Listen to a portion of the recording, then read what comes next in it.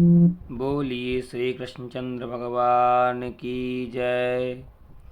युधिष्ठिर ने पूछा, कार्तिक शुक्ल पक्ष में जो एकादशी होती है उसकी महिमा बताइए। भगवान श्री कृष्ण बोले, राजन, कार्तिक के शुक्ल पक्ष में जो एकादशी होती है उसका जैसा वर्णन लोक सृष्टा ब्रह्मा जी ने नारद जी से किया था वही मैं तुम्हें बतलाता हूँ। नारद जी ने कहा, पिताजी, जिसमें धर्म कर्म में प्रवृत्ति कराने वाले भगवान गोविंद जागते हैं उस प्रबोधनी एकादशी का महात्म्य बतलाइए। ब्रह्मा जी बोले, मुनिश्रेष्ठ, प्रबोधनी का महात्म्य पाप का नाश, पुण्य की वृद्धि तथा उत्तम बुद्धि वाले पुरुषों को मोक्ष प्रदान करने वाला है। समुद्र से लेकर सरोवर तक जितने भी तीर्थ हैं वे सभी अपने महात्म्य की तब तक गर्जना करते हैं जब तक कि कार्तिक मास में भगवान विष्णु की प्रबोधनी तिथि नहीं आ जाती।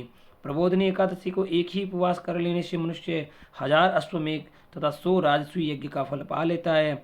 बेटा, जो दुर्लभ है, जिसकी प्राप्ति असंभव है तथा जिसे त्रिलोकी में किसी ने भी नहीं देखा, ऐसी वस्तु के लिए भी याचना करने पर प्रबोधनी एकादशी उसे देती है। भक्ति पूर्वक उपवास करने पर मनुष्य को हरिबोधनी एकादशी ऐश्वर्य, संपत्ति, उत्तम बुद्धि, राज्य तथा सुख प्रदान करती है। मेरु पर्वत के समान जो बड़े बड़े पाप हैं उन सबको ये पापनाशनी प्रबोधनी एक ही उपवास में भस्म कर देती है। पहले के 1000 जन्मों के पाप किए गए हैं उन्हें प्रबोधनी की रात्रि का जागरण रुई की ढेरी के समान भस्म कर डालता है। जो लोग प्रबोधनी एकादशी का मन से ध्यान करते हैं तथा जो इसके व्रत का अनुष्ठान करते हैं उनके पितर नरक के दुखों से छुटकारा पाकर भगवान विष्णु के परम धाम को चले जाते हैं। ब्राह्मण, अश्वमेघ आदि यज्ञों में भी जिस फल की प्राप्ति कठिन है वह प्रबोधनी एकादशी को जागरण करने से अनायास ही मिल जाता है। संपूर्ण तीर्थों में नहाकर सुवर्ण और पृथ्वी दान करने से जो फल प्राप्त होता है वह श्रीहरि के निमित्त जागरण करने मात्र से मनुष्य प्राप्त कर लेता है। जैसे मनुष्यों के लिए मृत्यु अनिवार्य है उसी प्रकार धन संपत्ति मात्र भी क्षणभंगुर है।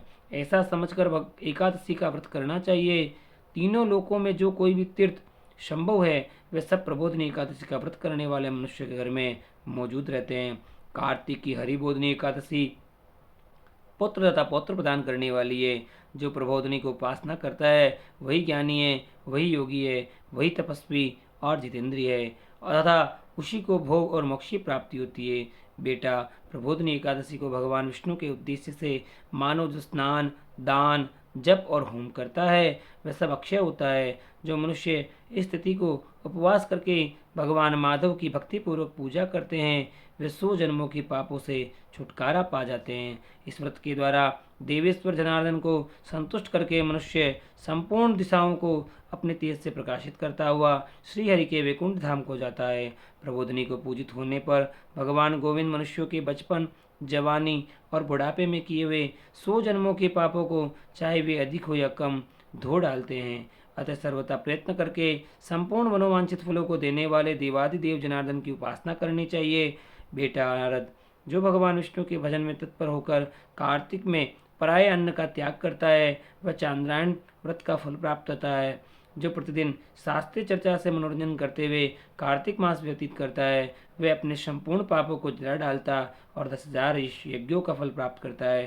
कार्तिक मास में शास्त्रीय कथा के कहने सुनने से भगवान मधुसूदन को जैसा संतोष होता है वैसा उन्हें यश, दान अथवा जप आदि से भी नहीं होता है।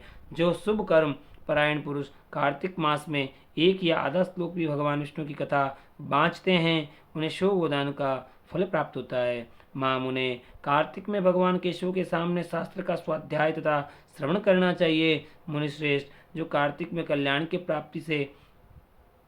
प्राप्ति के लोभ से श्री हरि की कथा का प्रबंध करता है वह अपनी शुभ पीढ़ियों को तार देता है। जो मनुष्य सदा नियम पूर्वक कार्तिक मास में भगवान विष्णु की कथा सुनता है उसे सहस्त्र गोदान का फल प्राप्त होता है। जो प्रबोधनी एकादशी के दिन विष्णु भगवान की कथा श्रवण करता है उसे 7 दीपों के युक्त पृथ्वी दान करने का फल प्राप्त होता है। मुनिश्रेष्ठ, जो भगवान विष्णु की कथा सुनकर अपनी भक्ति के अनुसार कथावाचक की पूजा करते हैं उन्हें अक्षय लोक की प्राप्ति होती है। नारद, जो मनुष्य कार्तिक मास में भगवत संबंधी गीत और शास्त्र विनोद के द्वारा समय बिताता है उसकी पुनरावृत्ति मैंने नहीं देखी है। मुने, जो पुण्यात्मा पुरुष भगवान के समक्ष गान, नृत्य, वाद्य और श्री विष्णु की कथा करता है, वह तीनों लोकों के ऊपर विराजमान होता है।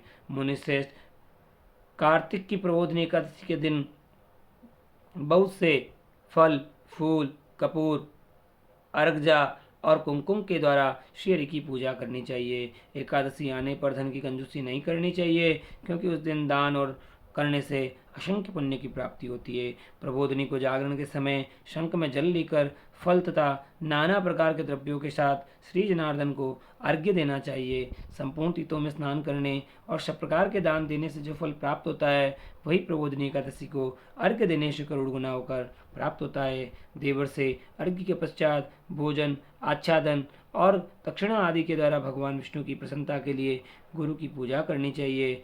जो मनुष्य उस दिन श्रीमद् भागवत की कथा सुनता अथवा पुराण का पाठ करता है, उसे एक एक अक्षर पर कपिला दान का फल प्राप्त होता है।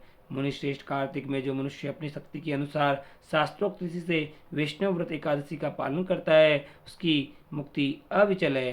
केतकी के एक पत्ते से पूजित होने पर भगवान गरुड़ ध्वज 1000 वर्ष तक अत्यंत तृप्त रहते हैं। देवर से जो अगस्त के फूल से भगवान जनार्दन की पूजा करता है, उसके दर्शन मात्र से ही नरक की आग बुझ जाती है।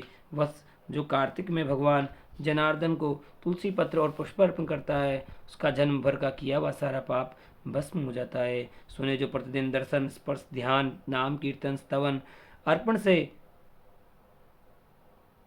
नित्य पूजन तथा नमस्कार के द्वारा तुलसी में 9 प्रकार की भक्ति करते हैं, वे कोटि सहस्त्र युगों तक पुण्य का विस्तार करते हैं। नारद सब प्रकार के पुष्पों और पत्तों को चढ़ाने से जो फल प्राप्त होता है, वह कार्तिक मास में तुलसी के एक पत्ते से मिल जाता है। कार्तिक आया देख प्रतिदिन नियम पूर्वक तुलसी के कोमल पत्तों से महाविष्णु श्री जनार्दन का पूजन करना चाहिए। 100 यज्ञों द्वारा देवताओं का यजन करने और अनेक प्रकार के दान देने से जो पुण्य प्राप्त होता है, वह कार्तिक में तुलसी दल के मात्र से केशव की पूजा करने से प्राप्त हो जाता है। बोल